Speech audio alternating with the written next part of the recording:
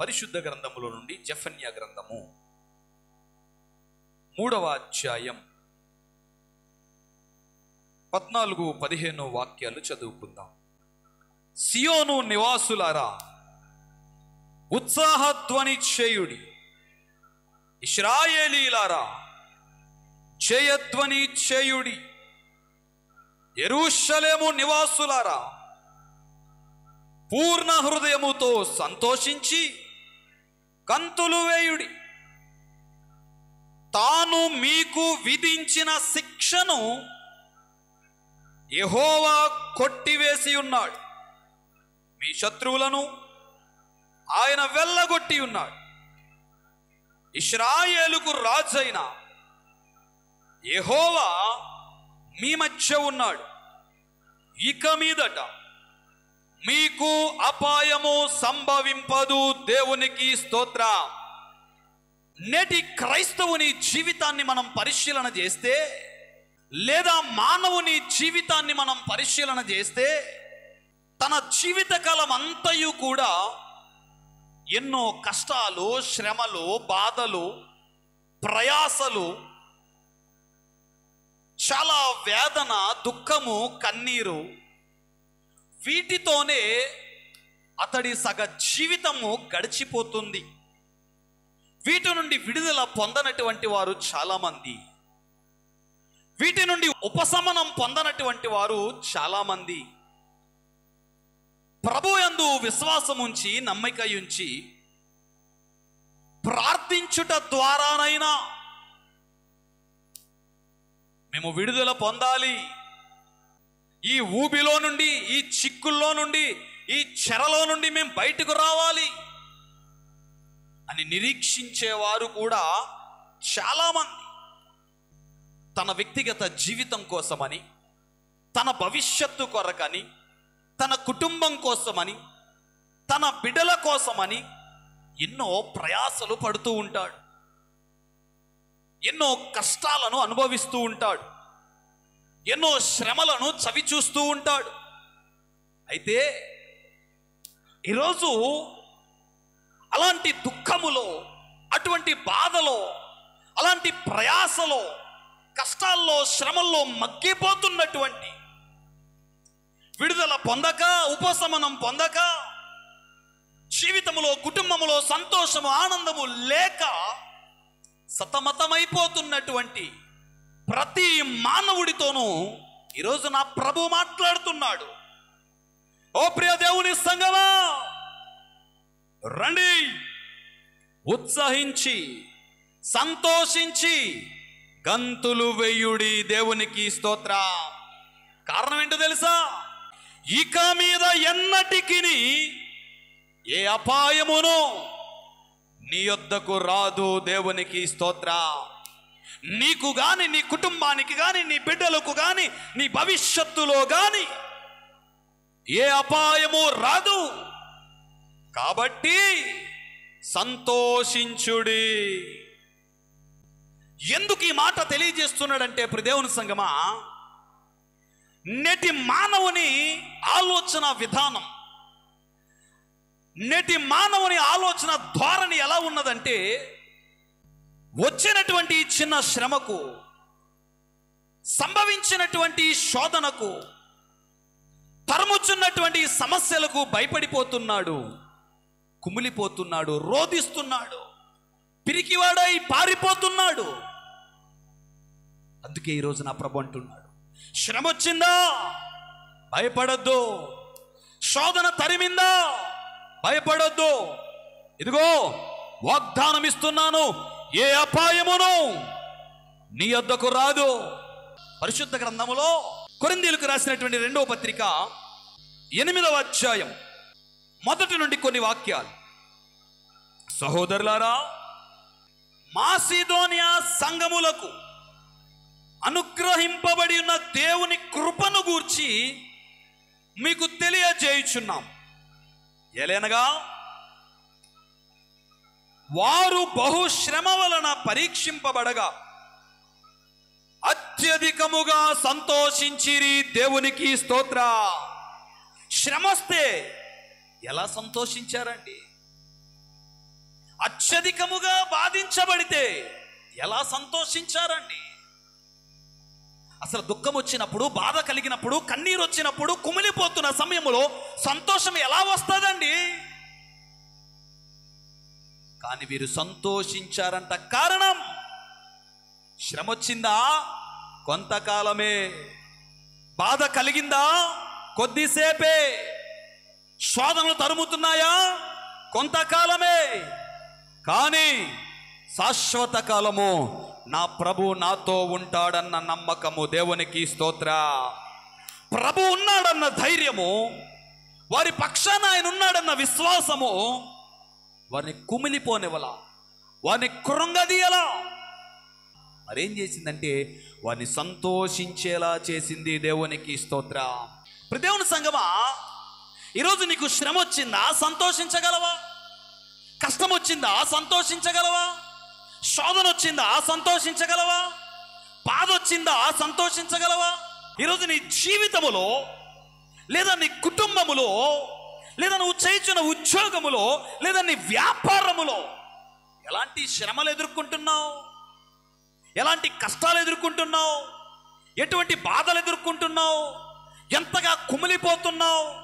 ఈ లోకము నిన్ను ఎంతగా కృంగదీస్తుంది? నీ చుట్టుపక్కల వారు ఎన్ని మాటల చేత నిన్ను బాధ పెడుతున్నారు? ఒక్కటే పరిష్కారం, రండి, ఉత్సహించి సంతోషించి ప్రభుని స్తుతించుదము. దేవునికి స్తోత్ర. ఏమండి, పరిశుద్ధ గ్రంథములో ఎందరో భక్తులు శ్రమ పొందనటువంటి వాడు ఒక్కడునూ లేడు. సమస్యలను ఎదుర్కొన్నటువంటి వాడు ఒక్కడునూ లేడు. అవమానాలు పొందనటువంటి వాడు, నిందలు అనుభవించినటువంటి వాడు ఒక్కడునూ లేడు. పైపెచ్చు ఎవరు వీరంతా అంటే దేవునికి అవిధేయత చూపించిన వారా? వాక్యాన్ని ప్రక్కన పెట్టిన వారా? ప్రార్థన నిర్లక్ష్యం చేసిన వారా? భక్తిహీనుల అంటే కాదు. యెహోవా యందు భయభక్తులు కలిగిన వారే, ఆయనందు విశ్వసించిన వారే, వాక్యాన్ని ఆధారం చేసుకున్నవారే, దేవుని మాట చెప్పున నడిచినటువంటి వారే. చూడండి, నిండు యవ్వన ప్రాయంలో యోసేపు జీవితాన్ని మనం పరిశీలన చేస్తే అతడు వయస్సుకును, అతడు అనుభవించినటువంటి శ్రమలకును ఎలాంటి సంబంధం లేదు. సొంత కుటుంబంలో నుండే వ్యతిరేకత. అతన్ని చూసిన వారందరూ కూడా అతని ఎదుగుదలను బట్టి ద్వేషిస్తున్నారు. అతడు పొందుతున్న ఆశీర్వాదమును బట్టి ఓర్వలేకపోతున్నారు. ఎక్కడికి వెళ్ళినా, ఏ ప్రాంతములో ఉన్నా, ఏ జనము మధ్య ఉన్నా అతడు పొందేవి అవమానాలు మాత్రమే, శ్రమలు మాత్రమే, శిక్ష మాత్రమే. అయినా కానీ ఏ రోజు యోసేపు భయపడలేదు. కారణం, ప్రభు ఇచ్చినటువంటి వాగ్దానం. నన్ను అడిగితే అంటాను, అతడు సంతోషంగా ప్రభువుని స్తుతించగలిగాడు. దేవునికి స్తోత్ర. అన్నలు అమ్మివేస్తున్నప్పుడు కూడా అతడు కనీసం భయపడలేదు. సొంత వీధిలో అతన్ని అమ్ముతున్నప్పుడు కూడా అతడు ఏమాత్రం జంకలేదు. పైగా బానిసగా ఫరో ఇంట పని చేయడానికి వెళ్ళినప్పుడు అతడు తన నమ్మకత్వాన్ని చాటుకున్నాడంటే ఆలోచించండి. ఎంత చురుకుగా, ఎంత ఉత్సాహంగా పనిచేస్తూ ప్రభువుని స్తుతిస్తూ ఉన్నాడో. అక్కడ కూడా, ఆ పనిలో, ఆ బానిసత్వంలో కూడా అతడు పేరు పొందాడంటే అతడు ప్రభు పట్ల ఎంత నిరీక్షణ కలిగి ఉన్నాడో. నా ప్రభు నాకున్నాడు అన్న ధైర్యముతో అతడు ముందుకు సాగిపోతున్నాడు. ఖచ్చితంగా నా ప్రభు విడిపిస్తాడన్న నమ్మకంతో అతడు అడుగులు ముందుకు వేస్తున్నాడు. అతడి ఆలోచనలో ఒక్కటేనండి, ఈ కలిగిన శ్రమ ఎంతో కాలం ఉండదు, ఈ వచ్చిన సమస్య ఎంతో కాలం ఉండదు, ఈ శోధనలు ఎక్కువ కాలం ఉండవు. కానీ నా ప్రభు ఇచ్చేటువంటి ఆశీర్వాదం మాత్రం శాశ్వత కాలం ఉంటుంది. దేవునికి స్తోత్రం. ఆ ఒక్క మాటను ఆధారం చేసుకున్నాడు. అందుకే వెనక్కి తిరిగి చూడలేదు. కానీ ఎన్ని శ్రమలు వచ్చినా, కష్టాలు వచ్చినా, ఒడిదుడుకులు వచ్చినా, ఎత్తు పల్లాలు వచ్చినా కానీ అతడు అడుగులు ముందుకు వేస్తూనే ఉన్నాడు. దేవునికి స్తోత్ర. హల్లెలూయా. పరిశుద్ధ గ్రంథంలో రాయబడింది ఒక అద్భుతమైన మాట. రండి చూద్దాం. ఆదికాండము 41వ అధ్యాయం 42వ వాక్యాన్ని చదివితే, మరియు ఫరో తన చేతినున్న ఉంగరమును తీసి యోసేపు చేతిని పెట్టి సన్నపు నారబట్ట అతనికి తొడిగించి అతని మెడకు బంగారపు గొలుసు వేసి తన 2వ రథము మీద అతనిని ఎక్కించెను. దేవునికి స్తోత్ర. కొన్ని దినములు వెనక్కి వెళ్ళి యోసేపు జీవితాన్ని పరిశీలన చేస్తేనండి, అతన్ని అమ్మివేసినప్పుడు, సొంత వీధిలో అమ్మకానికి పెట్టినప్పుడు అతని చేతులకు ఏమున్నదో తెలుసా? బలమైన తాళ్ళున్నాయి. ఎందుకో తెలుసా?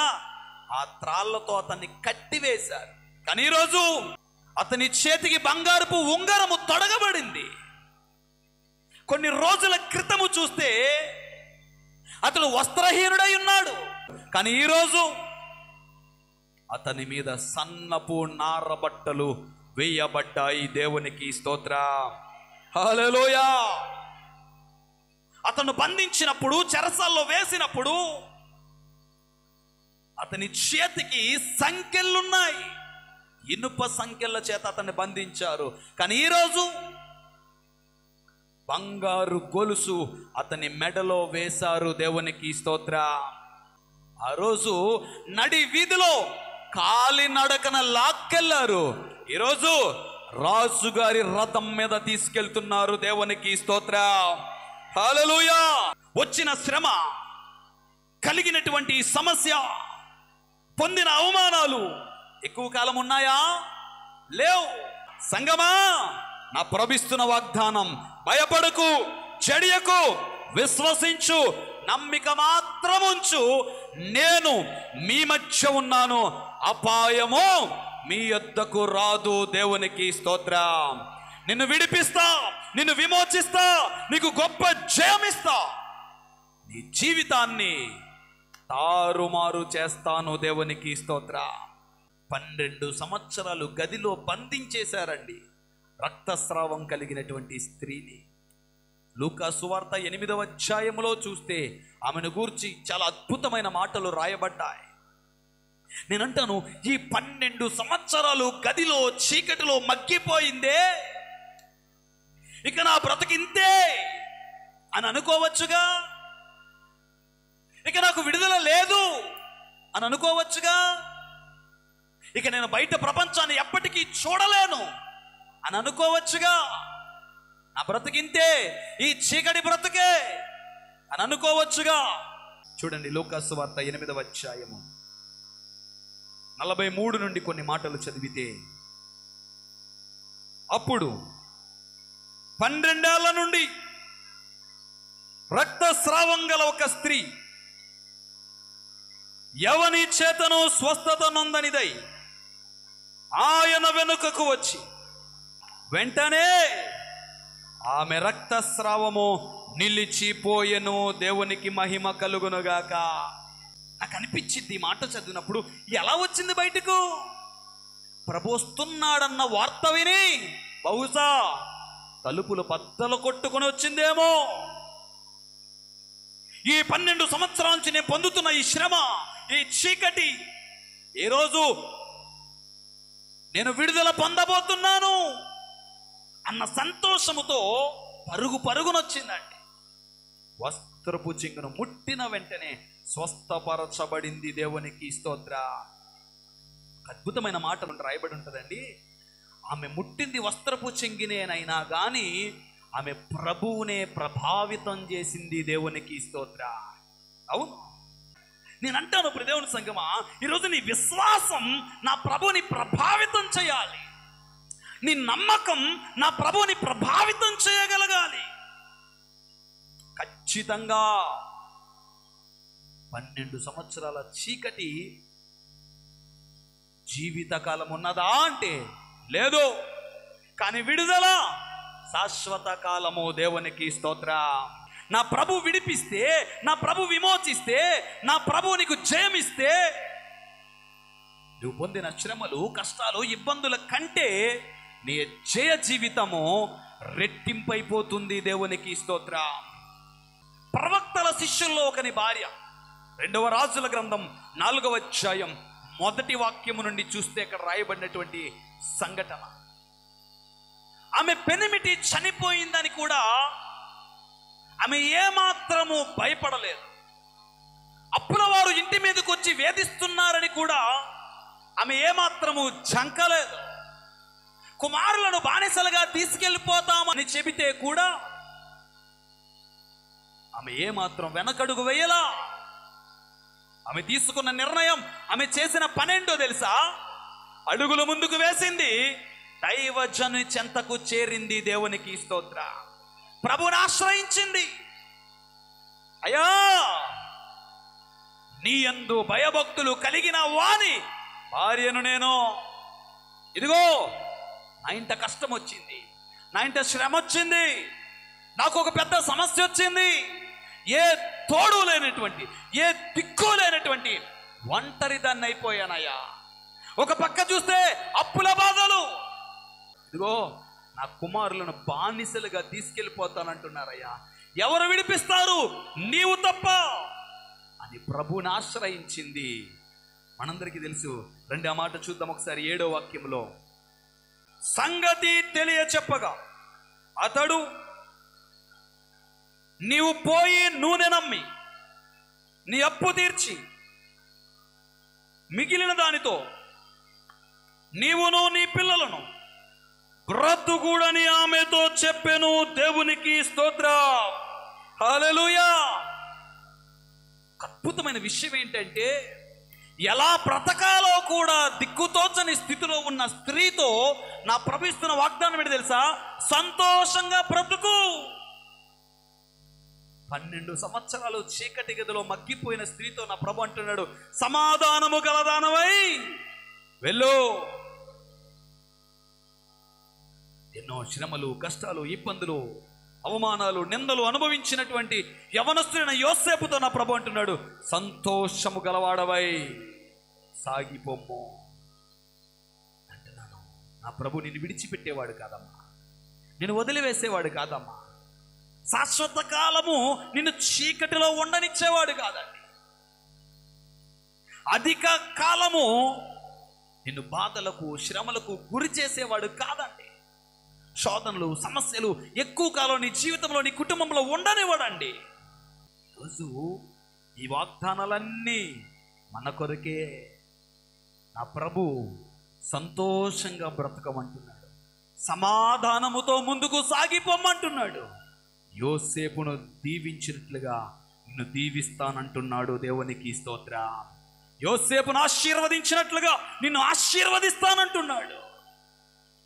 నీకు సంభవించిన కష్టం ఎంత పెద్దదైనా కానీ దేవుని సంగమా, అది నా ప్రభు దృష్టికి అత్యంత చిన్నది. వచ్చిన సమస్య ఎంత పెద్దదైనా అది నా దేవుని దృష్టికి అత్యంత చిన్నది. అందుకే అది నీ జీవితంలో, నీ కుటుంబంలో ఎక్కువ కాలం ఉండనివ్వడు. ఎందుకంటే ఆయన మన మధ్య ఉన్నాడు, మనల్ని వాటి నుండి విడిపిస్తాడు. ఆయన సముద్రమును సహితము ఆరిన భూమిగా చేయగలడు, ఎండిన నేలలో కూడా చిగురు పుట్టించగలడు. ఏమీ దొరకనటువంటి అరణ్యములో సమృద్ధిని దయచేయగలడు.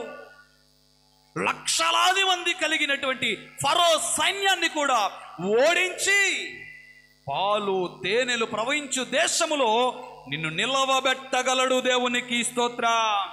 హల్లెలూయా. అందును బట్టి నువ్వు సంతోషించాలి. ఆయన చేసే గొప్ప కార్యములను బట్టి నువ్వు సంతోషించాలి. కనుక ప్రియ దేవుని సంగమా, ఈ పూట నేను తెలియజేస్తున్నటువంటి మాట, రండి ఉత్సాహముతో, సంతోషముతో ప్రభువుని స్తుతిద్దాం. ఆయన మన జీవితంలో గొప్ప కార్యములు చేస్తాడు. నిన్ను విడిపించడానికే వచ్చాడు, నిన్ను విమోచించడానికే వచ్చాడు, నీ శాపాన్ని కొట్టివేయడానికే వచ్చాడు, నీ మధ్య నిలిచి ఉండడానికి వచ్చాడు, నీ జీవితంలో గొప్ప కార్యములు చేయడానికి వచ్చాడు. ఏ అపాయము నీ యొద్దకు రానివ్వకుండా అడ్డుపడడానికి వచ్చాడు. నీకు గొప్ప జయమునిచ్చి ఆయన సాక్షిగా నిన్ను నిలవబెట్టుకుంటాడు. దేవునికి స్తోత్ర. కనుక ప్రభు యందు విశ్వాసం ఉంచుదాం, నమ్మిక ఉంచుదాం. 12 సంవత్సరాల రక్తస్రావం కలిగినటువంటి స్త్రీ వలె అడ్డుగా వచ్చిన ఏ శ్రమైనా, ఎలాంటి సమస్యలైనా బద్దలు కొట్టుకొని ప్రభు చెంతకు చేరదాం. యోసేపు లాంటి శ్రమలు వచ్చినా, కష్టాలు వచ్చినా, నిందలు వచ్చినా, అవమానాలు వచ్చినా కానీ సంతోషముగా విశ్వాసముతో అడుగులు ముందుకు వేద్దాం. కనపరచబడి గొప్ప చేయబడి ఉన్నతమైన స్థానంలో నిలవబడదాం. ఏ దిక్కు లేనటువంటి, ఏ ఆధారము లేనటువంటి ఒంటరి బ్రతుకైనా కానీ ఆయన మీద ఆనుకుందాం. ఆయన ఇచ్చిన మాటను బట్టి, ఆయన ఇచ్చిన వాగ్దానమును బట్టి ఈ భూమి మీద జీవించుదాం. దేవునికి స్తోత్ర. అటు జీవితం, అటు ఆశీర్వాదం, అటు విడుదల, అటు విమోచన, అటు జయ జీవితం ఈ వాక్య విన మనందరికీ ప్రభు అనుగ్రహించునుగాక. ఆమేన్.